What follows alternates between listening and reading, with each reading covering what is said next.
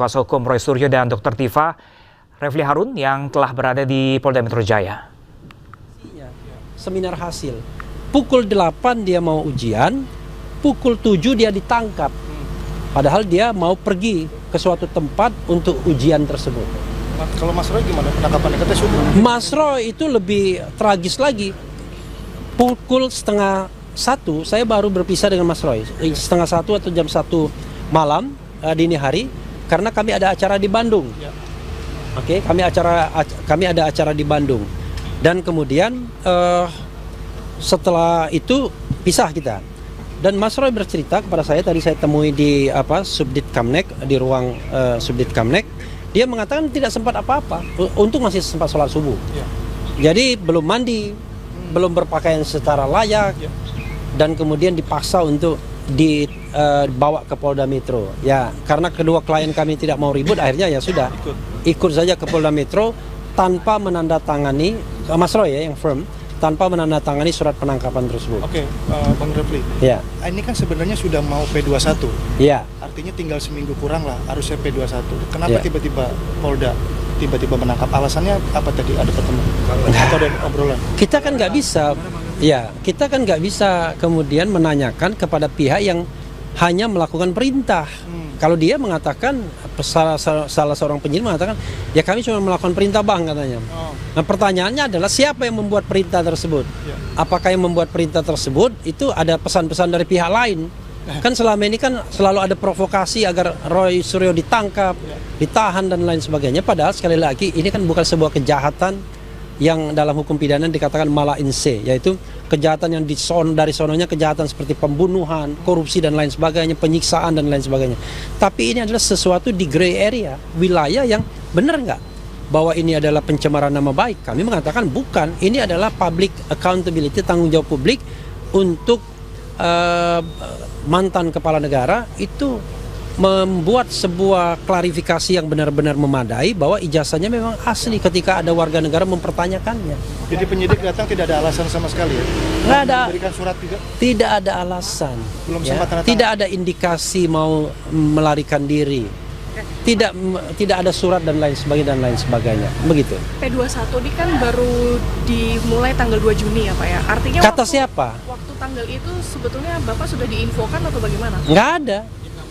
Kan itu adalah sebuah pernyataan yang tidak langsung dari di Reskrimum Polda Metro Jaya yang mengatakan bahwa ketika ditanya oleh salah satu teman di sini jangan-jangan yang nanya soal P21, dia mengatakan bahwa mereka tidak perlu lagi melengkapi berkas. Itu saja pernyataannya.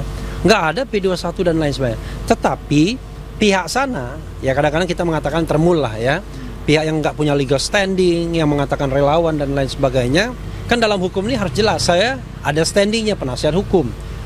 Ada orang yang nggak jelas, wah ditangkap, ditahan, kami yakin akan P21 dan lain sebagainya.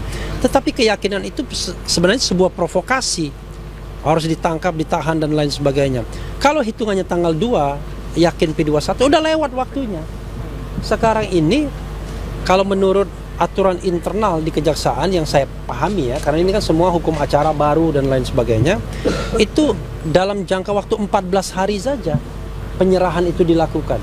Kalau misalnya kita ketahui tanggal 2 Juni dianggap sebagai sebuah pengumuman tidak resmi adanya P21, kan itu artinya tanggal 19 ini sudah lewat waktunya berapa hari sudah? 17 hari. Padahal time frame-nya hanya 14 hari saja.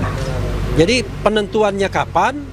Tapi yang jelas dalam jangka waktu 14 hari tidak boleh lebih dari itu. Karena itu makanya hari ini kita tunggu lagi rilis resmi. Tentunya teman-teman wartawan juga sudah menunggu ini. Nah sebenarnya masyarakat Indonesia satu hal yang paling penting ya, bahwa masyarakat Indonesia saat ini sangat menantikan ini, bahwa apa yang mereka harapkan akhirnya terkabul, bahwa dikabulkan oleh dengan menggunakan kewenangannya Polda Metro Jaya. Masyarakat Indonesia merasa pastinya tentunya melihat ini adalah apresiasi yang cukup sangat tinggi, bahwa penegakan hukum di Indonesia hari ini kita nggak boleh main-main, apalagi tindak pidana korupsi ya.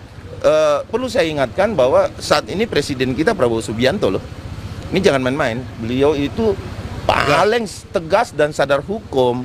Nah beliau itu orang yang sangat sadar hukum ya, beliau menjadi presiden gitu. Jadi Jadi gini, KUHP itu saya jelaskan bahwa KUHP itu berlaku ketika terjadi penahanan. Kayak hari ini, katakanlah hari ini dilakukan penahanan, itu berlaku ya 20 hari ke depan. Masa di mana kepolisian menahan. Kemudian nanti bisa diperpanjang 30 hari lagi oleh jaksa penuntut umum ya. Kemudian nanti bisa diperpanjang lagi oleh pengadilan. Jadi artinya tahapan-tahapannya baru on yang namanya KUHP itu ketika ini dilakukan penahanan. Nah inilah yang memiliki timer atau waktu. Nah ini tidak boleh lama-lama. Dia hanya 20, tapi saya rasa kan Mas mungkin ada pemeriksaan atau apalah ya, kita nggak tahu ya bagaimana penyidik menahan, nanti apakah akan dilakukan pemeriksaan lebih intensif lagi, ya kan tentunya ini perlu custom banget ya untuk kasus ini karena ini sudah dilakukan penahanan, berarti kita meyakini semua bahwa baik proses disiapkan untuk peradilan. Oke. Ya, Saya mau tambahkan dari sedikit ya. Pak Sori. Jadi gini, pertama, ya. Betul. Nah, oke. Pertama kita mengapresiasi kalau ini benar, karena kita baru isu yang kita dapatkan. Cuma tadi berita-berita yang kami dapat juga Sudah itu tidak dikonfirmasi main-main, tadi dengan termasuk Refli dari Harun tadi. dari CNN, termasuk juga dari Refli pengacaranya Harun, tadi ya. Refli Harun sudah ada di sini, ya. Dan tentunya sekali lagi kita mengapresiasi langkah-langkah yang dilakukan oleh penyidik. Tentunya Polda Metro Jaya dalam kaitan ini. Nah, terus terkait masalah ada informasi penekanan dan lain sebagainya, surat kami itu normatif sifatnya. Ya, normatif dalam arti ya kita mengajak dong atau memberikan informasi sebaiknya dilakukan penahanan dan lain sebagainya. Alasannya juga jelas kok di dalam persoalan ini. Ada 3 hal ya. Roy Suryo itu residivis. Terus yang kedua, ada pengulangan dari tindak pidana yang ada. Terus yang ketiga juga ya, ini seperti juga yang sudah kami sampaikan ya, ancaman hukumannya itu adalah di atas 5 tahun. Bahkan kalau saya lihat dari pasal-pasal yang ada, terutama di pasal 35, itu ancaman hukumannya di atas di 12 tahun dengan denda 10 miliar. 12 miliar. Artinya dalam konteks ini kalau memang itu dilakukan penahanan, itu sudah sangat jelas secara objektif itu bisa dilakukan oleh Polda dan tidak melanggar undang-undang gitu ya. Sekali lagi kita juga masih mendengar bagaimana nanti keputusan ada di tangan Pak Dir berkaitan dengan masalah penangkapan ini. Terima kasih. Jadi ada pertanyaan lagi yang tadi. Jadi artinya gini, penahanan, penangkapan itu adalah kewenangan penyidik. Dan ini harus kooperatif. Ya, mungkin ini tidak kooperatif. Ya, saya dengar kabar bahwa ini tidak kooperatif. Kabur, bukan kabur. Mangkir harusnya untuk melakukan laporan ya. Tapi tidak dilakukan gitu, nggak absen gitu. Wajib lapor ini sehingga Dan saya rasa dari luar kota. ini udah kembali ke kewenangan kepolisian sih memang ketika terjadi mangkir dan lain-lain sebagainya itu wajib dilakukan memang penahanan. Jadi intinya kita tunggu. Ya, gimana? Tadi kan pihak Ros sendiri mengatakan sebenarnya sudah hampir 30 kali wajib lapor. Dia mempertanyakan itu kenapa sampai akhirnya sekarang baru penangkapannya itu dadakan tanpa ada surat dari Polda sendiri, menunjukkan surat sendiri. Oh ya, itu administrasi itu hanya bisa dijawab oleh Polda Metro Jaya ya teman-teman ya. Di Polda Metro Jaya karena kita bukan penyidik, kami ada. Ya pemirsa, tadi pagi polisi menangkap Tifauziah Tiasuma atau Dr. Tifa dan juga Roy Suryo. Keduanya langsung dibawa ke Polda Metro Jaya.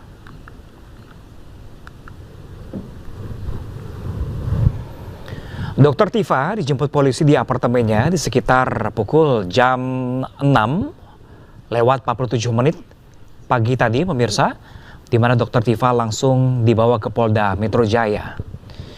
Kuasa hukum Dr. Tifa menyayangkan penangkapan ini lantaran kliennya selama ini kooperatif dan selalu hadir atau menghadiri undangan pemeriksaan. Selain Dr. Tifa,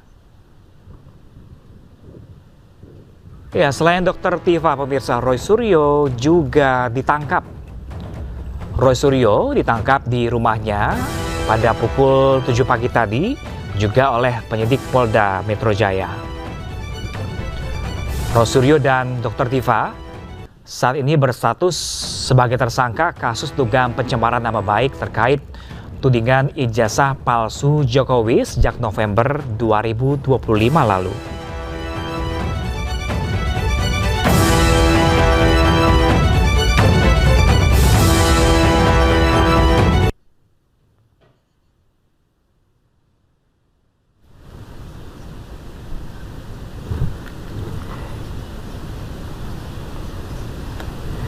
Ya, pemirsa, informasi tambahannya kami dapatkan pemirsa dari tim advokasi anti kriminalisasi akademisi dan juga aktivis pemirsa yang meyakini bahwa penangkapan Roy Suryo dan juga Dr. Tifa adalah sebagai bentuk tindakan represif yang mengonfirmasi hukum ada di bawah kendali Jokowi. Dan ini pemirsa dikirimkan dari tim advokasi anti kriminalisasi akademisi dan juga aktivis, di mana Petrus Celestinus sebagai koordinator litigasi dan juga Ahmad Khosinuddin selaku koordinator non-litigasi. Dan berkenaan hal ini pemirsa, tim advokasi anti kriminalisasi akademisi dan aktivis ini menyampaikan beberapa pernyataan sikap pemirsa. Yang pertama seperti menyayangkan tindakan penyidik Polda Metro Jaya yang melakukan upaya paksa melalui penangkapan terhadap kliennya, di mana tim menilai bahwa kliennya selama ini kooperatif dan memenuhi panggilan penyidik, bahkan selalu melaksanakan wajib lapor. Kemudian pemirsa, tindakan yang dimaksud adalah dalam rangka tahap 2 atau sebagaimana dikabarkan berkas sudah lengkap, maka tindakan penangkapan ini bisa dilakukan dengan melayangkan surat panggilan, bukan dengan upaya paksa atau represif melalui proses penangkapan yang tengah berlangsung tadi pagi pemirsa. Dan kemudian yang ketiga, tim juga meyakini bahwa penangkapan ini adalah konfirmasi bahwa hukum tidak berjalan sesuai norma dan juga etika, melainkan sudah melayani kepentingan politik pihak lain, di mana penangkapan ini justru mengonfirmasi ada kekuatan politik yang mengintervensi hukum, sehingga cara-cara yang beradab dalam penegakan hukum melalui pemanggilan ditinggalkan dan beralih menempuh cara tak beradab, represif dan intimidatif dengan melakukan penangkapan. Dan juga tim advokasi anti kriminalisasi akademisi dan aktivis ini juga mengimbau kepada seluruh rakyat untuk terus mendukung dan mendoakan kliennya kepada para tokoh dan aktivis yang memiliki waktu. Dan ini pemirsa akan dilakukan upaya hukum lanjutan pemirsa terkait penangguhan penahanan yang akan dilakukan oleh tim kuasa hukumnya nanti.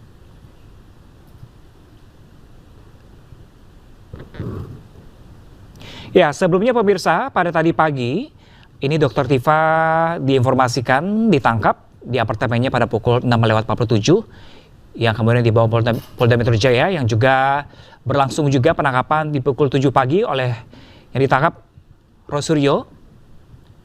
Kemudian ini keduanya sebelumnya berstatus sebagai tersangka yang dalam perkara dugaan pencemaran nama baik, yakni terkait fitnah atau pernyataan mengenai ijazah Jokowi, di mana sebelumnya pemirsa ini berkas perkara mereka ini telah dinyatakan lengkap atau P21 dan masuk dalam tahap menuju persidangan.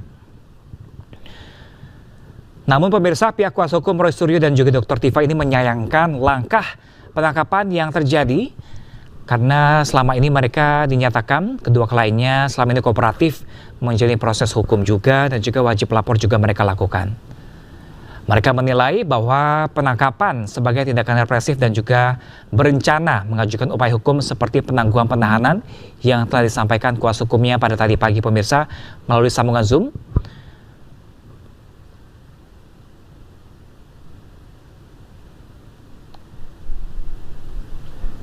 Dan posisinya kasusnya saat ini pemirsa bahwa polemik awal ini adalah mengenai tudingan atau adanya dugaan soal keaslian ijazah Jokowi, di mana ini Jokowi dan pihak terkait membantah serta menyebut ijazah tersebut asli.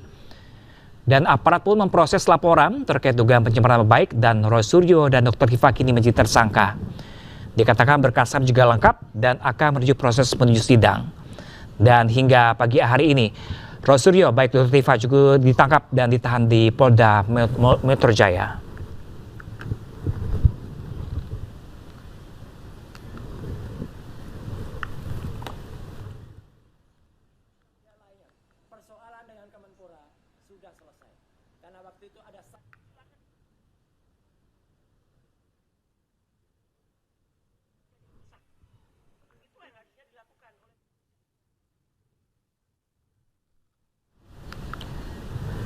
Ya, pemirsa, tim advokasi anti kriminalisasi akademisi dan aktivis Petrus Celestinus menyampaikan Roy Suryo ditangkap pada pukul 7 pagi tadi.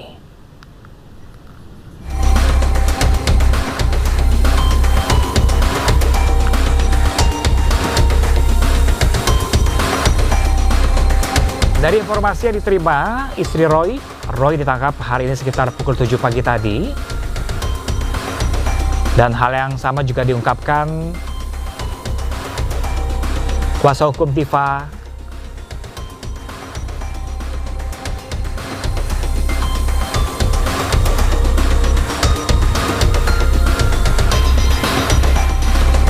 Ya, pemirsa, hal yang sama juga diungkapkan kuasa hukum Tifa, Ramadan Syah, yang mengatakan kliennya ditangkap pada pukul 6:47 pagi tadi.